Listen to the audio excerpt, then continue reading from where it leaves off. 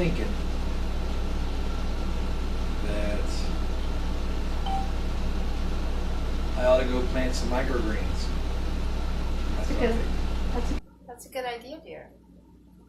Yeah, I don't think I'm going to get anything started sitting on the couch. You might want to get up. All right, I think that's what I'm going to do. I'm going to go plant some microgreens and get started. Do that. What do you think, Jasper? You ready to do some work? You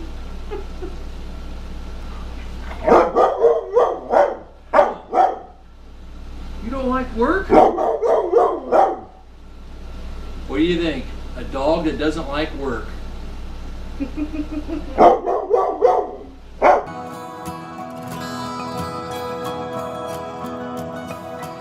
And now that I'm off the couch, I need to go downstairs and get going. Come on, Jasper.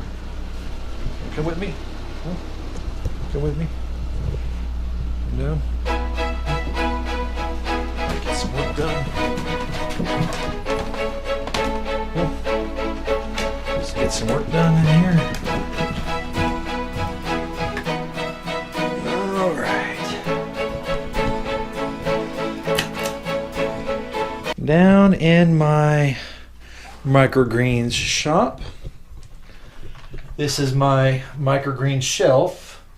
I do believe I'll probably have to make some modifications to it. One thing I am not is I am not a microgreens expert.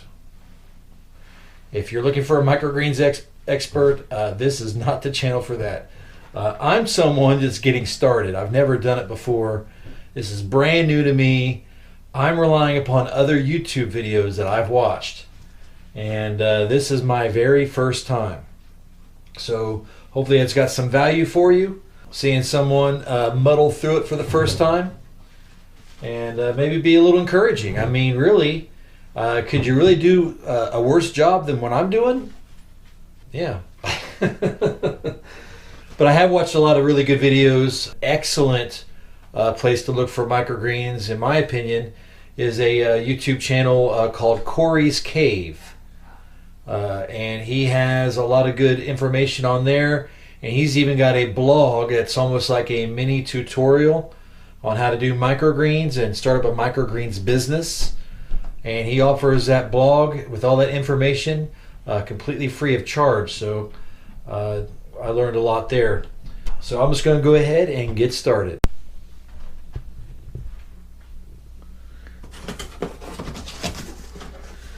Okay, these are my trays that I bought. And if you're wondering, yes, I have made some sort of an investment in this. I think altogether I may have, maybe a little bit over $500 invested, which I don't think is that bad of an investment. From what I hear, it's not going to take me that long to recoup that. When I went to order these online, I had several choices, and they have the ones with the holes in the bottom, and then you have the ones without the holes in the bottom. So what I decided to do is to order only the ones without the holes in the bottom. So there's no holes in the bottom of these trays. And the reason why I did that is instead of buying two different packages of basically the same tray, the only difference is holes in the bottom or not holes in the bottom, I decided I could save money by buying a whole bunch of the ones without any holes in the bottom. So I got 100 trays. I believe maybe it's more than 100. It's a bunch of trays. And so what I'm going to do is I'm going to put holes in the bottom as I need it. And you might want to wonder is why do you need holes in the bottom of some of your trays? The reason why is some of these microgreens, whenever you put the dirt in the tray and you put the seeds in there and then they grow up and you go to water them, some of them it's not a good idea to water them from the top because you can get some mildew issues or things like that. And but it's not for all microgreens, it's just some of them have issues with that. At least that's what I've learned. I don't really know firsthand. So what you do is you take the one with the holes in the bottom and you put the dirt in there, you put the microgreens in there, it's be in this flat right here. And then the ones without holes in the bottom, you put that on the bottom, and you put the other one inside of it. And then when you go to water it, all you do is you lift it up, you put the water in this tray, and then you put it back down. And what happens is that the soil wicks up the water into the tray. It just wicks it up. So it soaks it up into the soil and then into the roots, and then the plants get a nice drink of water. The only thing we lack at the moment is power tools.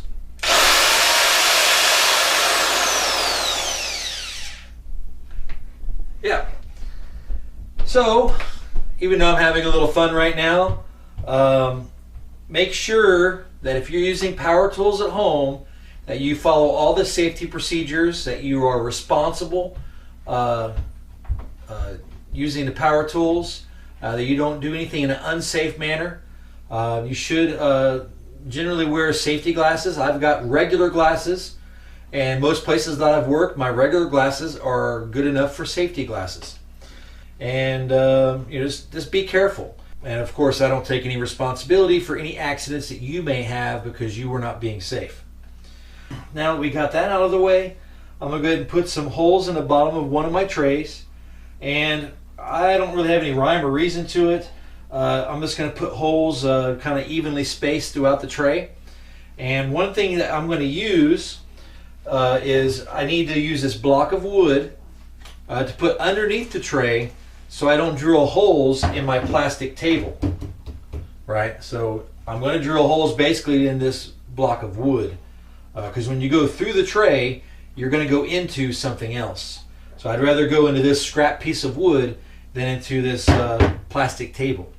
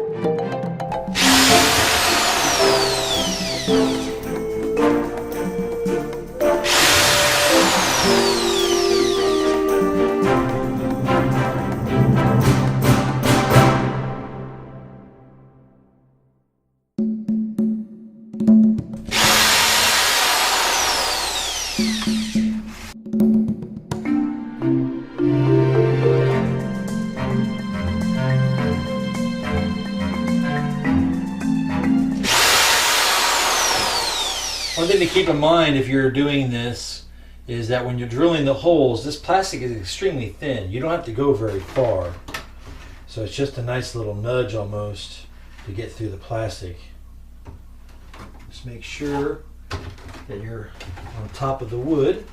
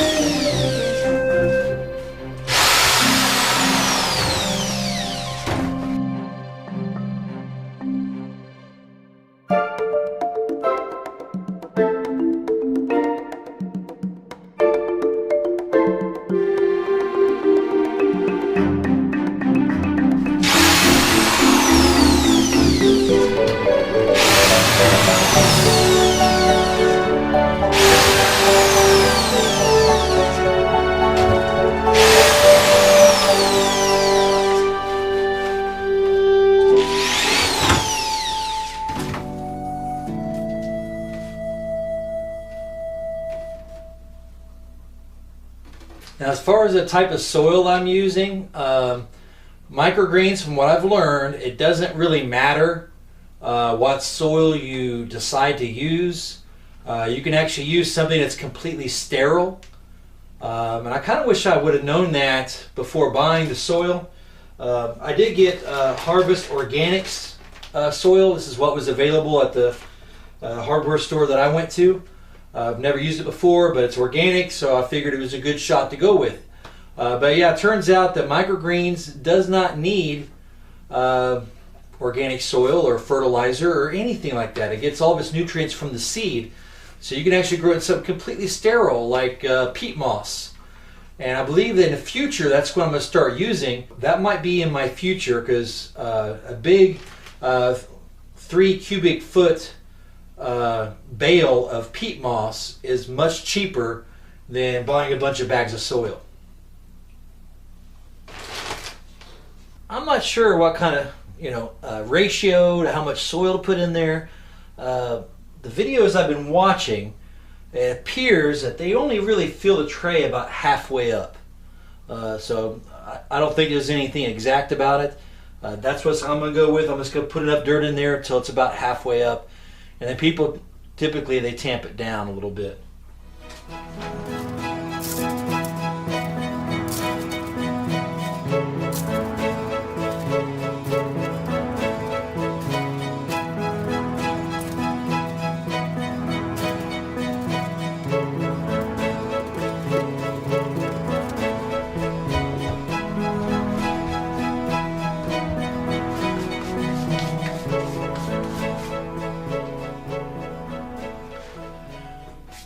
Okay, that's what I'm going to go with.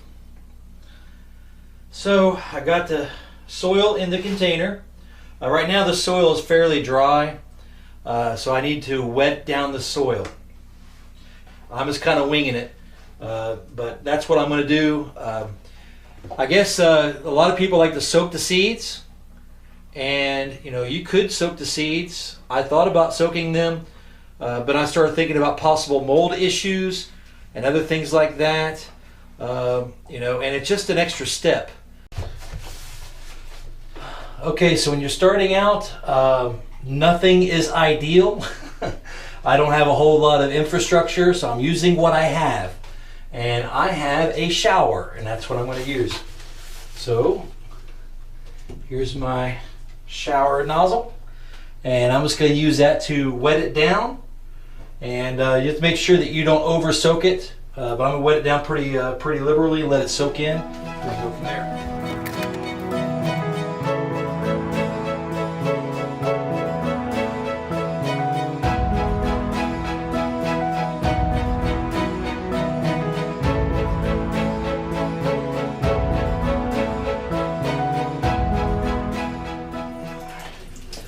So I've got a pretty nice soak. And now I'm going to go and get the seed ready.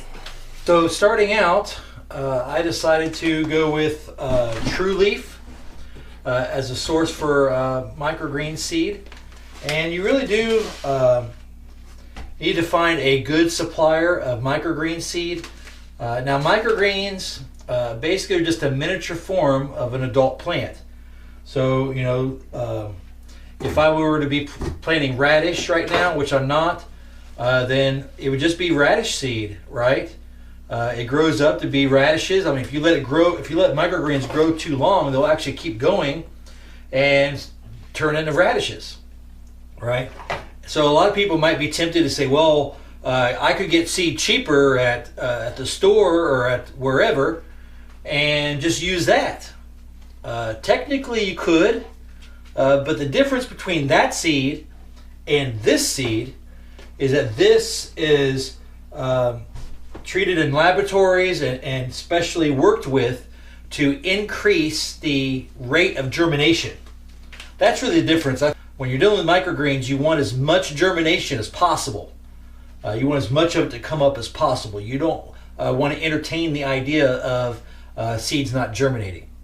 So that's the main reason for going with a microgreens seed supplier. There's other ones out there. This is the one I chose, True Leaf. I like their information on their page. I like their prices, and I've seen a lot of good reviews on them, so I decided to go with them.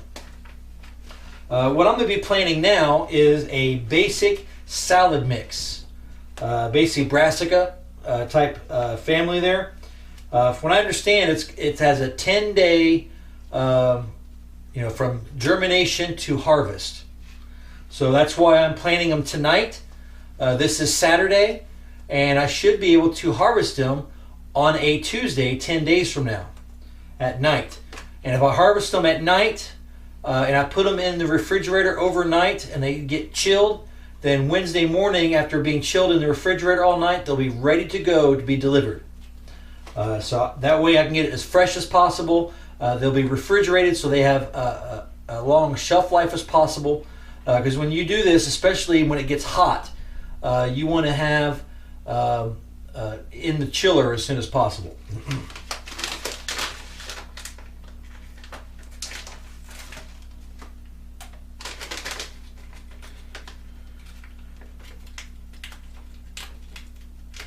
Now I'm going to use this 1 tablespoon measurer, and I'm just going to put it on here. From what I understand, you just put it on there where it's nice and even and pretty densely populated. But you don't want seeds on top of each other, so you don't want too densely populated. So really, I think most people just approximate it. And I wish I had a better answer. Maybe I'll come up with a better answer, but for right now, that's what I'm going to do.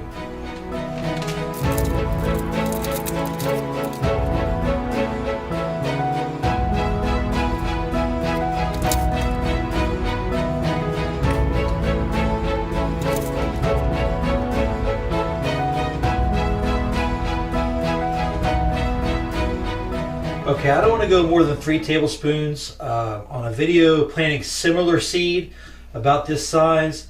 3 tablespoons was how much that they did. So I don't want to exceed that. It's my first time out, so I don't want to get overzealous and do too much guesswork. So I'm going to go with 3 tablespoons and see how that turns out. From what I understand, a 1 pound bag of this type of seed can last a really long time. Okay, next step is I'm going to go and water it in. Like I said, the bathroom is what I have right now to work with. And something to really think about as far as the bathroom goes is I've actually seen people do tests, laboratory tests, and they say that the bathroom is one of the cleanest rooms in the entire house. There you go. So I'm going to go ahead and water that in.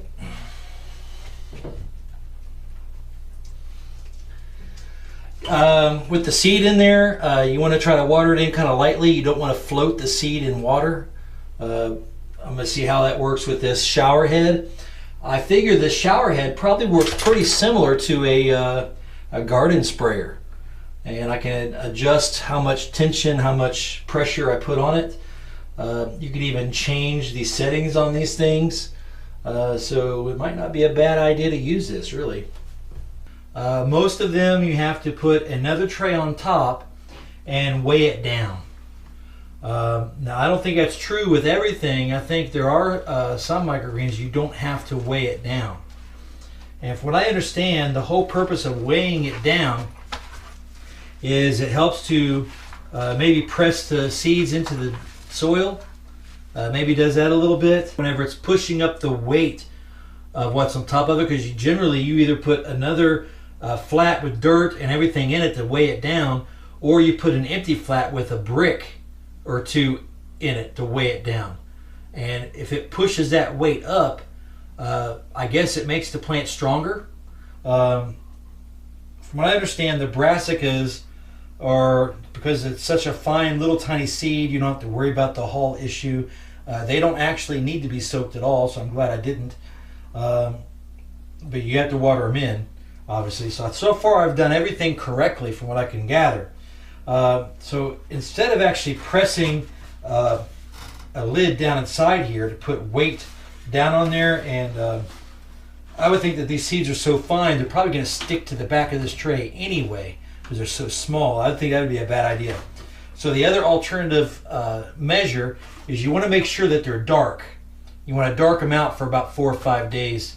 So what I'm going to do with that is I'm just going to turn one of these that have no holes and turn it upside down and put it on top.